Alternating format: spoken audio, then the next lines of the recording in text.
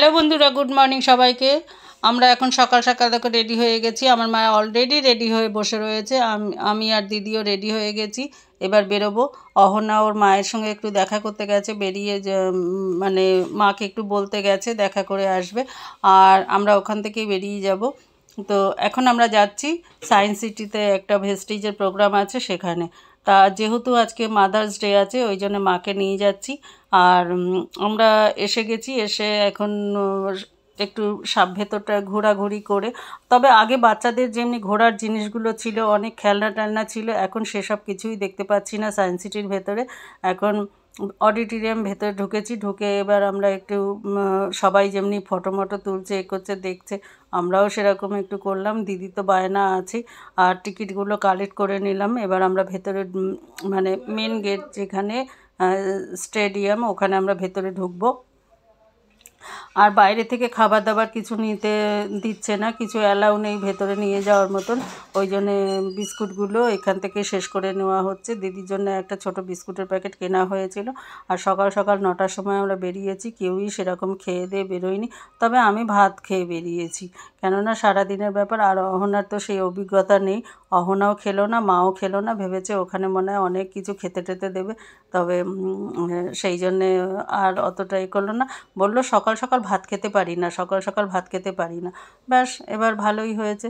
এবার এই রৌদ্রের মধ্যে সারা দিন ওখানে থাকবো, কি হবে জানি না। ভাত মানে ভাত তো হবে না, মানে অন্য কিছু কোনো